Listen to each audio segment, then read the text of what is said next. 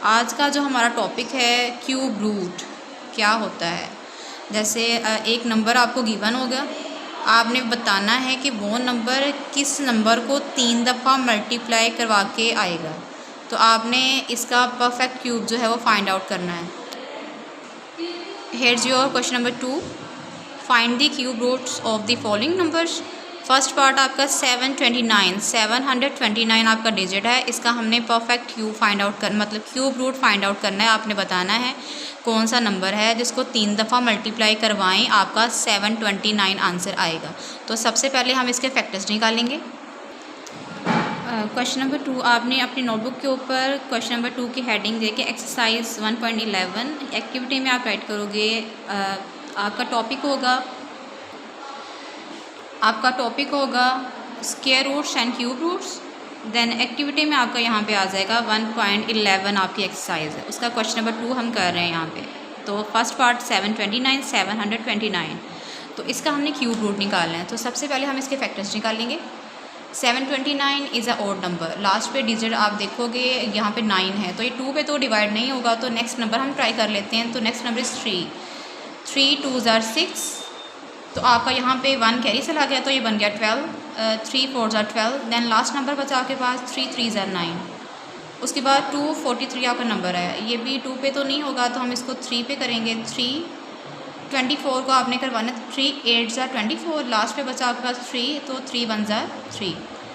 81 ये भी 3 पे ही होगा, 2 पे नहीं जाएगा ये। 3 2 ज़ार 6, तो यहाँ पे 2 जो है वो कैरी चला गया, 21 बन गया। तो 3 के टेबल में 21 जो है 7 नंबर पे आता है, 3 7 ज़ार 21। तो आपका जो 81 3 के टेबल में 27 पे आएगा। नेक्स्ट है 3 9 ज़ार 27, 3 3 ज़ार 3 1 ज़ार। ये आपके सारे फैक्टर्स निकल आए। यहाँ पे आपने 729 के फैक्टर शो करवाने हैं, ये सारे इसके फैक्टर्स हैं। देन आपने यहाँ पे क्यूब रूट का साइन लगाना है। जो स्क्वायर रूट का साइन होता है उसमें सिंपल आपने जस्ट स्क्वायर रूट का सिंबल शो करवाना है, ये स्क्वायर रूट का साइन है।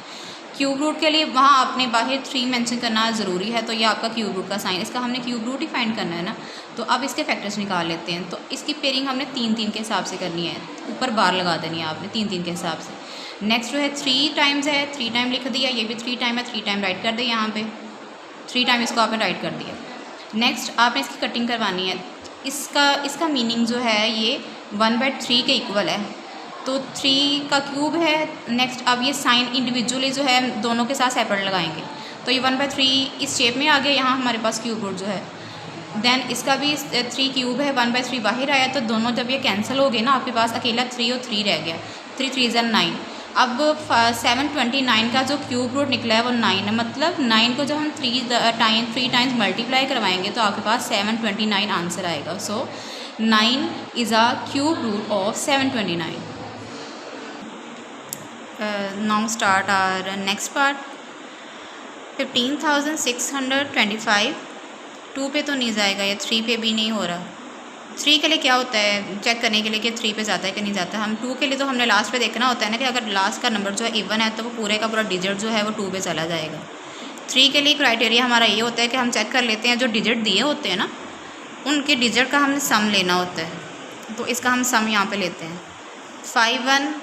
5 में 1 + 6, 6 में 6 कराए तो आपके 12 बन गए, 12 में 2 कराए 14 में आपने 5 करवाए तो 19 बनेगा इनका सम। तो ये तो 3 के टेबल में नहीं आता ना, तो ये जो है अभी 3 पे तो नहीं जाएगा, ये 2 पे भी नहीं जा रहा।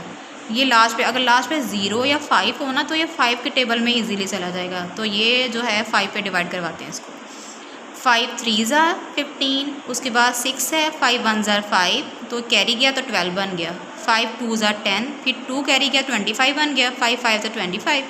अभी भी लास्ट पे 5 तो 5 पे चला जाएगा। 5 31 है, 5 6 ज़ार 30, तो वहाँ पे कैरी गया तो 12 बन गया वहाँ पे। तो 5 2 ज़ार 10, फिर नेक्स्ट कैरी गया तो आपके वहाँ पे 20 बन गया। फिर 5 5 ज़ार 25, 6 25 है, ये भी 5 पे जाएगा। 5 1 ज़ार 5, वहाँ से 1 माइनस हुआ 6 में से तो वहाँ 12 बन गया। 5 2 ज़ार 10, 12 में से 10 गया तो वहाँ पे 2 कैरी गया आगे 25 बन गए। 5 5 ज़ार 25।